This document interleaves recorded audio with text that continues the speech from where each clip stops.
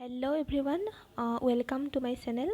আপোনালোক সকলোকে sociology.com চেনেলটোলৈ স্বাগতম জনাইছোঁ। আজি আমি সংস্কৃতাইজেশ্যন বা সংস্কৃতিকৰণ টপিকটোৰ বিষয়ে আলোচনা কৰিম আৰু এই টপিকটো দিছিল এম.এন. শ্ৰীনিবাসে। এই বিষয়টি, এই কনচেপ্টটি যিসকল এইচ.এছ. ছেকেণ্ড ইয়েৰ ষ্টুডেণ্ট, লগতে যিসকল BA আৰু MA ষ্টুডেণ্ট আৰু যিসকলে নেট এক্সামৰ কাৰণে প্ৰিপেৰেশ্যন কৰি আছে বা ভৱিষ্যতে কৰিব, আৰু লগতে যিসকলে যিকোনো ধৰণৰ কম্পিটিটিভ এক্সামৰ কাৰণে ছ'চিয়লজি বিষয়ক অপশ্যনেল হিচাপে লয়, তেওঁলোকৰ বাবে গুৰুত্বপূৰ্ণ হ'ব। চ' আজি ভিডিঅ'টি আৰম্ভ কৰাৰ আগতে কৈ দিছোঁ, আপোনালোকে ভিডিঅ'টি শেষলৈকে চাব, তেতিয়াহে সংস্কৃতাইজেশ্যন কনচেপ্টটোৰ ওপৰত ভালদৰে বুজি পাবলৈ আপোনালোক সক্ষম হ'ব। আৰু লগতে যদি ভিডিঅ'টি ভাল লাগে তেন্তে লাইক কৰিব, শ্বেয়াৰ কৰিব, আৰু যদি মোৰ চেনেলটোত আপোনালোক নতুন হয় তেন্তে ছাবস্ক্ৰাইব কৰিবলৈ নাপাহৰিব। চ' আহকচোন আজিৰ ভিডিঅ'টি আৰম্ভ কৰোঁ। যিটো সংস্কৃতাইজেশ্যন বা সংস্কৃতিকৰণ, অসমীয়াত কোৱা হয় সংস্কৃতিকৰণ, এই কনচেপ্টটো দিছিলে MN. Srinivas, professor MN. Srinivas. তেওঁ হৈছে এজন ভাৰতবৰ্ষৰ এজন প্ৰধান গুৰুত্বপূৰ্ণ সমাজতত্ত্ববিদ। তেওঁ ভাৰতবৰ্ষৰ যি সমাজতত্ত্বৰ জন্ম হৈছিল বা ভাৰতবৰ্ষৰ সমাজতত্ত্বৰ যি বিকাশ, সেই বিকাশৰ ক্ষেত্ৰত তেওঁ অতি গুৰুত্বপূৰ্ণ ভূমিকা পালন কৰিছিল। আৰু এম.এন. শ্ৰীনিবাস আছিল G.S. ঘুৰিৰ ছাত্ৰ। G.S. ঘুৰি কোন আমি সকলোৱে জানো, তেওঁ হৈছে ভাৰতবৰ্ষৰ সমাজতত্ত্বৰ পিতৃ বুলিও তেওঁক কোৱা হয়, G.S. ঘুৰিক। চ' তেওঁৰ ছাত্ৰ হৈছে এম.এন. শ্ৰীনিবাস। আৰু যিটো সংস্কৃতিকৰণ কনচেপ্ট হয় বা সংস্কৃতাইজেশ্যন, সেই কনচেপ্টটো এম.এন. শ্ৰীনিবাসে তেখেতৰ book religion and society among the Crooks of south India, সেই বুকখনৰ প্ৰথম দিছিল, আৰু এই বুকখন প্ৰথম পাব্লিছ হৈছিল 1952 চনত। চ' আপোনালোকে এই যিবিলাক গুৰুত্বপূৰ্ণ পইণ্ট হয় সেইবিলাক মনত ৰাখিব, কিয়নো এক্সামত প্ৰায় এইবিলাক অহা দেখিবলৈ পোৱা যায়। যিটো প্ৰথমতে তেওঁ যি religion and society among the Crooks of south India, সেই বুকখনত তেখেতে সংস্কৃতাইজেশ্যনৰ বিষয়ে আলোচনা কৰোঁতে প্ৰথম ব্ৰাহ্মিনাইজেশ্যন হিচাপেহে উল্লেখ কৰিছিল। তেওঁ সংস্কৃতাইজেশ্যন বুলি কোৱা নাছিল। আৰু তেওঁ ব্ৰাহ্মিনাইজেশ্যন বুলি কোৱাৰ এটা প্ৰধান কাৰণ হৈছে, বা তেওঁ কিয় ব্ৰাহ্মিনাইজেশ্যন বুলি কৈছিল, কাৰণ যেতিয়া তেওঁ প্ৰথমে কৰ্ণাটকৰ ষ্টাডি কৰিছিল, তেতিয়া তেওঁ দেখিছিল যে যিসকল নিম্নজাতিৰ ব্যক্তিসকলে সমাজত তেওঁলোকৰ যিটো পৰিস্থিতি উন্নতি কৰিবৰ কাৰণে যিসকল ব্ৰাহ্মণ হয়, আমি জানো ব্ৰাহ্মণসকল সমাজৰ উচ্চ স্থান লাভ কৰে, তেওঁলোক যিটো কাষ্ট হায়াৰ্কি হয় বা কাষ্টৰ যিটো সংস্কৰণ হয়, তাত তেওঁলোকে প্ৰথম স্থানত থাকে। আৰু সেই নিম্নজাতিৰ ব্যক্তিসকলে সেই ব্ৰাহ্মণসকলক অনুকৰণ কৰিছিল, তেওঁলোকৰ যি জীৱন নিৰ্বাহ প্ৰণালী বা তেওঁলোকৰ খোৱা বোৱাৰ যিবিলাক ধৰণ-কৰণ, সাজপাৰ আৰু তেওঁলোকৰ পৰম্পৰা, সেই সকলোবিলাক অনুসৰণ কৰিছিল, আৰু তেওঁলোক ব্ৰাহ্মণৰ দৰে হ'বলৈ যত্ন কৰিছিল। লগতে তেওঁলোকে উদাহৰণস্বৰূপে ব্ৰাহ্মণসকলে আমি জানো তেওঁলোক নিৰামিষভোজী, আৰু সেইদৰে যিসকল নিম্নজাতিৰ ব্যক্তি তেওঁলোকেও নিৰামিষ খাদ্য গ্ৰহণ কৰিছিল। লগতে তেওঁলোকে যি মাদক দ্ৰব্য গ্ৰহণ কৰাৰ পৰা আঁতৰি গৈছিল, আৰু যেনেদৰে ব্ৰাহ্মণসকলে আমি দেখোঁ যে যিটো আমাৰ কপাল হয়, কপালত বা ফৰহেডত তিলক লগায়, আৰু যি নিম্নজাতিৰ ব্যক্তিসকলেও ব্ৰাহ্মণসকলৰ দৰে তিলক লগোৱা ষ্টাৰ্ট কৰিছিল। অৰ্থাৎ যেতিয়া প্ৰথম এম.এন. শ্ৰীনিবাসে সেই কৰ্ণাটকত ষ্টাডি আৰম্ভ কৰিছিল, তেতিয়া তেওঁ সেইটো লক্ষ্য কৰিছিল। কিন্তু পিছত যেতিয়া তেওঁ বিস্তৃতভাৱে যেতিয়া তেওঁ ফাৰ্ডাৰ ষ্টাডিজ কৰিলে, তেতিয়া তেওঁ দেখিবলৈ পালে যে কেৱল যিসকল নিম্নজাতিৰ ব্যক্তি, তেওঁলোকে কেৱল ব্ৰাহ্মণসকলকে অনুকৰণ নকৰে।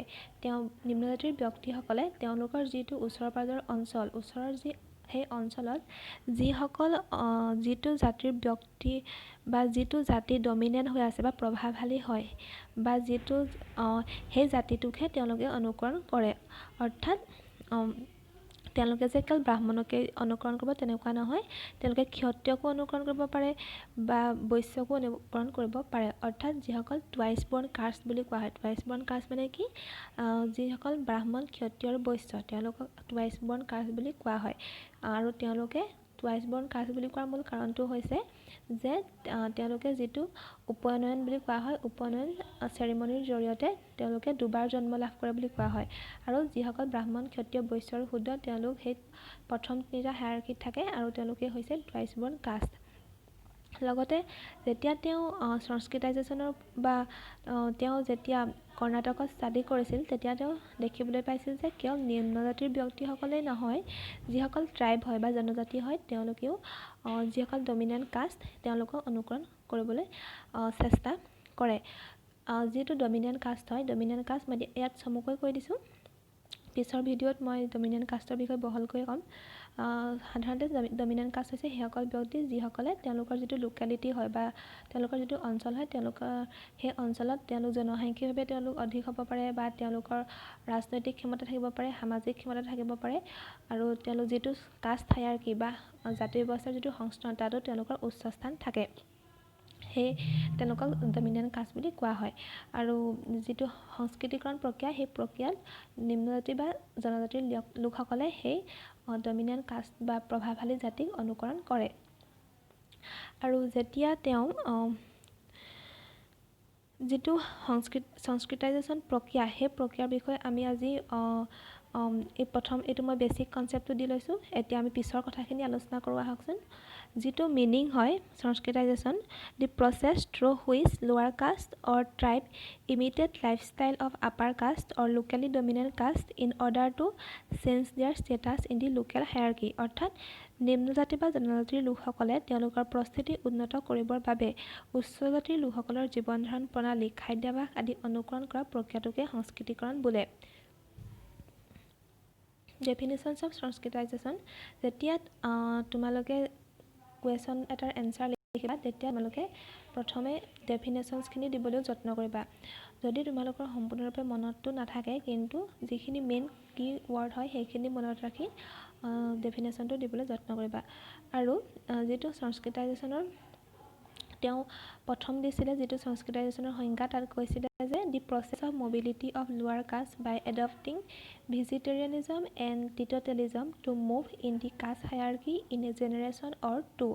অৰ্থাৎ যিসকল নিম্ন জাতিৰ ব্যক্তি তেওঁলোকে নিৰামিষ খাদ্য গ্ৰহণ কৰে বা তেওঁলোকে যিটো মাদক দ্ৰব্য সেইসমূহ ত্যাগ কৰে আৰু তাৰ জৰিয়তে তেওঁলোকে যিটো কাষ্ট হায়াৰকী তাৰ ওপৰলৈ যাবলৈ যত্ন কৰে। অৰ্থাৎ আপাৰ মবিলিটি তেওঁলোকে চেষ্টা কৰে আৰু সেইটো একেদিনাই সম্ভৱ নহয়, এইটো এটা দীৰ্ঘদিনীয়া প্ৰক্ৰিয়া। জেনেৰেশ্যন দুটাতকৈ অধিকো জেনেৰেশ্যন বা প্ৰজন্মৰ প্ৰয়োজন হয়, দুটাতকৈ অধিক প্ৰজন্মৰ চেষ্টা কৰাৰ পিছতহে সেইটো তেওঁলোক উপনীত হ'ব পাৰে। আৰু যেতিয়া তাৰপিছত তেওঁ 1971ত তেওঁৰ এখন বুক হৈছে social change in modern India, সেই বুকখনত তেওঁ উল্লেখ কৰিছে যে তেওঁ আগতে যি সংস্কৃতাইজেশ্যনৰ বিষয়ে কৈছিল তাত তেওঁ ব্ৰাহ্মণসকলৰ ওপৰত বেছি গুৰুত্ব দিছিল আৰু তাৰ বাবে তেওঁ যিখন social change in modern India book হয় তাত তেওঁ নিজে কৈছে যে তেওঁ মানে সেইটো এটা ভুল কৰিলে যে তেওঁ ব্ৰাহ্মণৰ ওপৰত বেছি গুৰুত্ব দিলে। আচলতে সংস্কৃতাইজেশ্যন প্ৰক্ৰিয়াটোত যিসকল নিম্ন জাতি বা ট্ৰাইব হয় তেওঁলোকে কেৱল ব্ৰাহ্মণকে অনুকৰণ নকৰে আৰু সেয়েহে তেওঁ 1971ত এটা ব্ৰডাৰ ডেফিনেশ্যন দিছে। তাত কৈছে যে Sanskritization is the process by which a low' Hindu caste or tribal or other group changes its customs, ritual, ideology and way of life in the direction of a high and frequently twice born caste, যিটো আমি আগতে আলোচনা কৰিলোঁ মই। আৰু সংস্কৃতাইজেশ্যন প্ৰক্ৰিয়াটোৰ কিছুমান characteristics আছে, সেইখিনি হৈছে it is a process of imitation in Indian society. এইটো এটা কি হয়, অনুকৰণ কৰা প্ৰক্ৰিয়া হয়। আমি জানো যিখন আমাৰ ইণ্ডিয়ান ছ'চাইটি হয় সেইখন কাষ্ট বেছ ছ'চাইটি হয়, অৰ্থাৎ এই জাতিভিত্তিক এখন সমাজ য'ত এজন ব্যক্তি যি জাতিত জন্মগ্ৰহণ কৰে তেওঁ সেই জাতিটোৰ যিটো আইডেণ্টিটি সেইটো তেওঁ চেঞ্জ কৰিব নোৱাৰে, তেওঁৰ মৃত্যুলৈকে তেওঁ সেই একেটা জাতিয়ে থাকিব। আৰু আমি জানো যে যিটো সংস্কৃতাইজেশ্যন প্ৰক্ৰিয়া হয় সেই প্ৰক্ৰিয়াটোৰ জৰিয়তে তেওঁলোকে নিজৰ পৰিস্থিতি উন্নত কৰিবলৈ চেষ্টা কৰে। কিয় কৰে? কাৰণ আমি জানো জাতি ব্যৱস্থাৰ বাবে আমাৰ সমাজত বিভিন্ন ধৰণৰ ইনইকুৱেলিটি আছে বা যিবোৰ কোৱা হয় অসমতা দেখিবলৈ আমি পাওঁ। জাতিভিত্তিক বিভিন্ন ধৰণৰ ধৰা বিবাহৰ ক্ষেত্ৰত বাধা, খোৱা বোৱাৰ ক্ষেত্ৰত বাধা নিষেধ বহুতো আছে, যাৰ বাবে যিসকল নিম্ন জাতিৰ ব্যক্তি তেওঁলোকে ভাবে যে তেওঁলোকক বহুত তলতীয়া হিচাপে উচ্চ জাতিৰ ব্যক্তিসকলে গণ্য কৰে আৰু সেয়েহে যিসকল নিম্ন জাতিৰ ব্যক্তি তেওঁলোকে ভাবিলে যে যদি তেওঁলোকে উচ্চ জাতিৰ লোকৰ দৰে জীৱন নিৰ্বাহ কৰিব পাৰে তেতিয়াহ'লে হয়তো তেওঁলোকে সমাজত উচ্চ স্থান পাব আৰু সেয়েহে তেওঁলোকে উচ্চ জাতিৰ ব্যক্তিসকলৰ দৰে হ'বলৈ তেওঁলোকক অনুকৰণ কৰা ষ্টাৰ্ট কৰিছিল। সেইটো এটা প্ৰধান কেৰেক্টাৰিষ্টিক্স। দ্বিতীয়টো হৈছে only positional change occurs not structural change.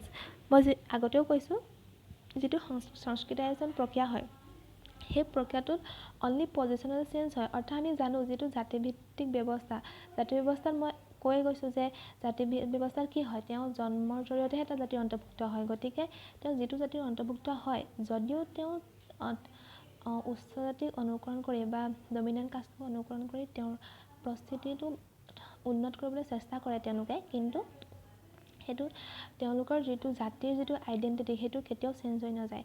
ধৰা এজন ব্ৰাহ্মণ ব্যক্তিক কেতিয়াও এজন ক্ষত্ৰিয় ব্যক্তি কেতিয়াও তেওঁ ব্ৰাহ্মণ হৈ যাব নোৱাৰে, যিমানে তেওঁ ব্ৰাহ্মণৰ দৰে হ'বলৈ যত্ন নকৰক কিয়, তেওঁৰ যিটো আইডেণ্টিটি সেইটো একেই থাকিব। গতিকে সেইটো এটা পজিশ্যনেল চেঞ্জহে, যিটো তেওঁলোকে অনুকৰণ কৰিলে তাৰ বাবে সমাজত হয়তো তেওঁলোকৰ স্থানটো অলপ উন্নত হ'ব পাৰে, কিন্তু তেওঁলোকৰ যিটো আইডেণ্টিটি যিটো কাষ্ট হয় সেইটো কেতিয়াও চেঞ্জ নহয়।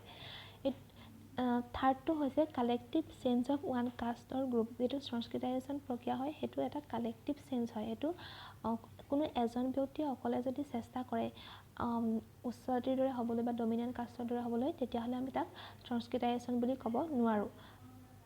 আৰু এইটো এটা কি হয়, লং টাৰ্ম প্ৰচেছ হয়। এইটো লং টাৰ্ম হয় কিয়নো আগতে মই কৈ আহিছোঁ যে একেদিনাই সংস্কৃতায়জন প্ৰক্ৰিয়াটো বা সংস্কৃতিকৰণ প্ৰক্ৰিয়াটো সম্ভৱ নহয়। এইটো দুটা প্ৰজন্মতকৈও অধিক সময় লাগিব পাৰে।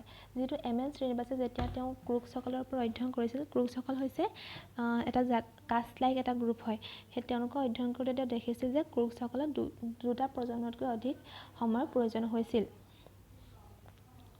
এডভান্টেজ অফ সংস্কৃতায়জন, সংস্কৃতায়জনৰ কিছুমান এডভান্টেজো আছে বা সুবিধাও আছে বা গুণ আছে। সেইবোৰ হৈছে হেল্পছ ইন আপৱাৰ্ড মবিলিটি। কি কৰে, ই আপৱাৰ্ড মবিলিটিত সহায় কৰে। অৰ্থাৎ যেতিয়া তেওঁ উচ্চ গতিশীলতা বুলি কোৱা হয় যিটো, তেওঁলোকে মানে যেতিয়া অনুকৰণ কৰে আনক তেতিয়া তেওঁলোকৰ ধৰণকৰণ সলনি হয়, জীৱন নিৰ্বাহ প্ৰণালী সলনি হয়, যাৰ জৰিয়তে তেওঁলোকে সমাজত অলপ হ'লেও আগস্থান বা ওপৰৰ স্থান লাভ কৰে, যিটোৱে তেওঁলোকক আপৱাৰ্ড মবিলিটিত সহায় কৰে।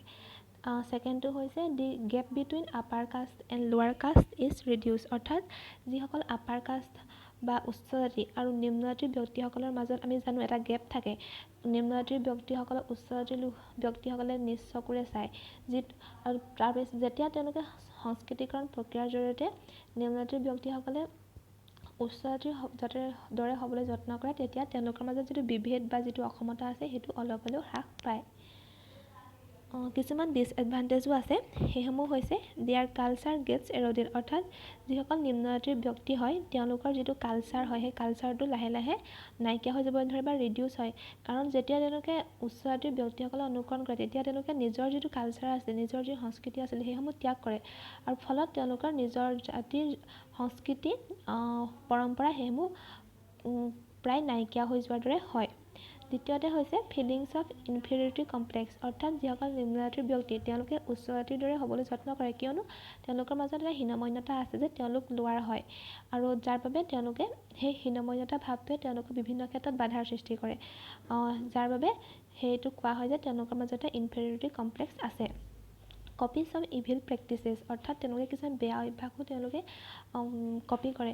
যেনে ধৰা আমি জানো যে উচ্চ জাতিৰ ব্যক্তিসকলৰ মাজত যিটো ডাউৰী ছিষ্টেম বা বিধৱা বিবাহৰ ক্ষেত্ৰত বাধা তেনেকুৱাবিলাক আছিলে, আগতে সেইসমূহ কেৱল উচ্চ জাতিৰ ব্যক্তিসকলে পালন কৰিছিলে, নিম্ন জাতিৰ ব্যক্তিসকল বা ট্ৰাইবৰ মাজত সেইবিলাক নাছিলে। কিন্তু বৰ্তমান সময়ত তেওঁলোকে সংস্কৃতায়জন প্ৰক্ৰিয়াৰ জৰিয়তে যেতিয়া তেওঁলোকে উচ্চ জাতিৰ দৰে বা ডমিনেণ্ট কাষ্টৰ দৰে হ'বলৈ যত্ন কৰিলে, তেতিয়াৰ পৰা তেওঁলোকে সেই বেয়া যিবিলাক প্ৰেক্টিচেছ হয় সেইবিলাকো গ্ৰহণ কৰিলে, যিটো মানে আমি কেতিয়াও ভাল বুলি ক'ব নোৱাৰোঁ।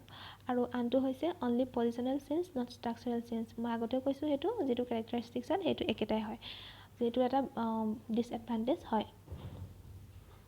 চ' থেংক ইউ। আজি ভিডিঅ'টিত ইমানে আলোচনা কৰিছিলোঁ। যদি আপোনালোকৰ ভিডিঅ'টো ভাল লাগিছে তেন্তে লাইক কৰিব, শ্বেয়াৰ কৰিব আৰু ছাবস্ক্ৰাইব কৰিব। Thank U.